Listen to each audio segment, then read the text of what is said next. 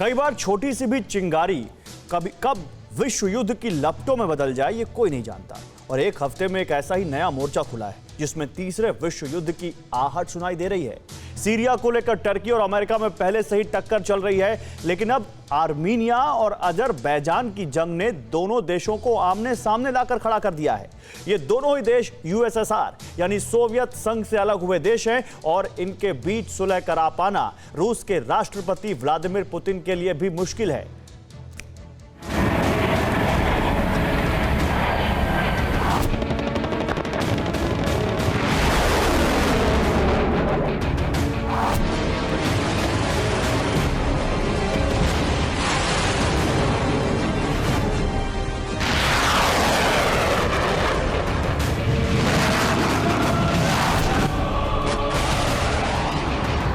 क्या दुनिया एक बार फिर विश्व युद्ध की ओर बढ़ रही है?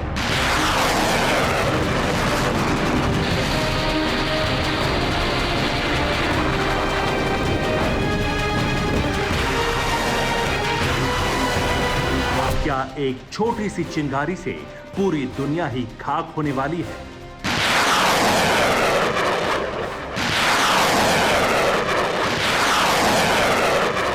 क्या अमेरिका और तुर्की के एक दूसरे के खिलाफ निकल रहे तल्ख बोल विनाश में बदलने वाले हैं?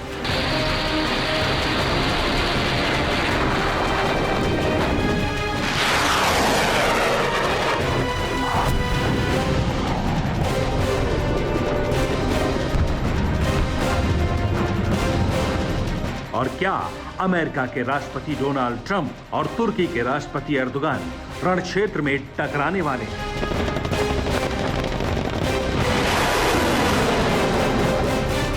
क्योंकि कैस्पियन सागर के तट से ट्रंप और एर्दोगान की टक्कर की जो खबर आ रही है, उसमें बीच में खड़े हैं रूस के राष्ट्रपति व्लादिमीर पुतिन। यानी इस लड़ाई में वो तीनों ही चेहरे शामिल हैं जिनके इर्द गिर्द इंटरनेशनल पॉलिटिक्स घूमती है। अब हम आपको उस ग्राउंड जीरो के बारे में बताते हैं जहां से जंग की चिंगारी निकली है।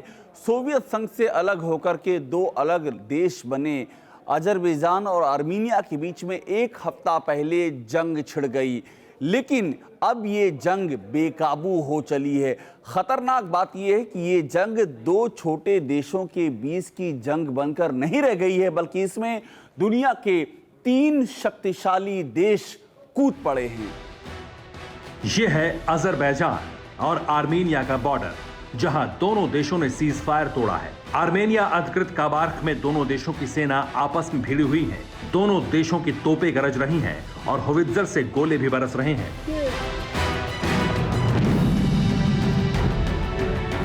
वैसे अजरबैजान और आर्मीनिया की ये लड़ाई नई नहीं है। दोनों देशों में 1988 से संघर्ष चला आ रहा है, लेकिन 1991 में सोवियत संघ के विघटन के बाद जब दोनों देश स्वतंत्र बने तो इन दोनों ही छोटे मुल्कों की जंग और तेज हो गई।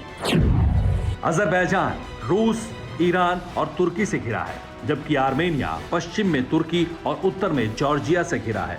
इन दोनों ही देशों के बीच आर्मेनिया अधिकृत काबार्ख इलाका आता है, जिसे नगर्नो काबार्ख कहा जाता है और जिस इलाके पर आर्मेनिया का कब्जा है।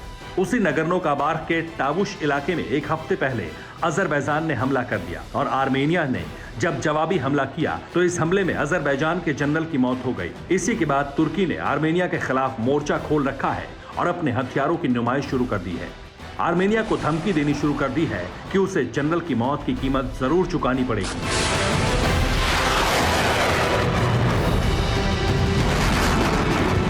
अजरबैजान और आर्मीनिया में जब जंग छिड़ी तो पूरी दुनिया रूस की तरफ देख रही थी, क्योंकि रूस ने ही दोनों देशों के बीच सीज फायर का समझौता करवाया था। लेकिन लगता है कि इस बार रूस के राष्ट्रपति व्लादिमीर पुतिन के हाथ से भी मामला फिसलता जा रहा है। तुर्की ने आर्मेनिया को साफ धमकी दी है कि वो अजरबैजान की मदद करने के लिए सारी हदें पार कर सकता है और तुर्की के राष्ट्रपति रजब तय्यप एर्दोगान तक कह चुके हैं कि वो अजरबैजान पर किसी भी तरह का हमला होने पर सामने आने से नहीं चूकेंगे। यानी तुर्की ने एक बार फिर अपने हथियार निकाल लिए हैं।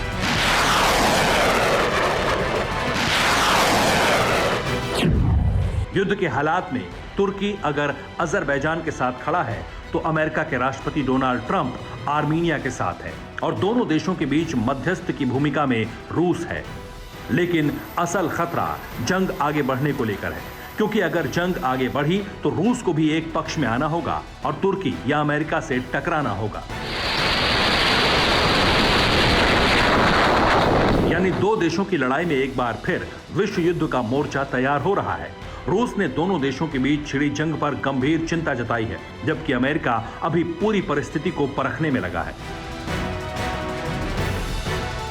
अजरबैजान के ड्रोन को मार गिराने से शुरू हुई जंग में फिलहाल दोनों देशों के 16 से ज्यादा लोग मारे जा चुके हैं, जिनमें आर्मेनिया अधिकृत काबार्ख के लोग भी शामिल हैं। लेकिन अजरबैजान की राजधानी बाकू में आर्मेनिया के खिलाफ आक्रोश है।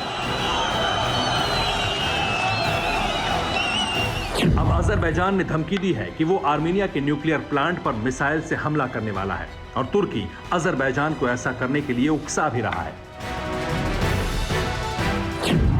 दरअसल भारत हमेशा से पुराने चर्चों के लिए मशहूर आर्मेनिया के साथ रहा है, जिसने आज से 100 साल पहले 6 लाख से 1.5 करोड़ लोगों का नरसंहार झेला है, जब उन्हें उनके मूल निवास सीरिया से भागने पर मजबूर किया गया था। 1915 से 1917 के बीच आर्मेनियाई लोगों के नरसंहार का आरोप तुर्की पर लगता रहा है।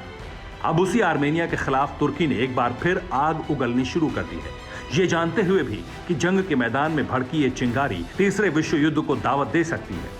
दो छोटे देशों के युद्ध में पूरी दुनिया का आगे आना इसलिए भी जरूरी हो गया है क्योंकि ये दोनों देश कैस्पियन सागर के किनारे हैं और कैस्पियन सागर से ही तेल और गैस की पाइपलाइन गुजरती है।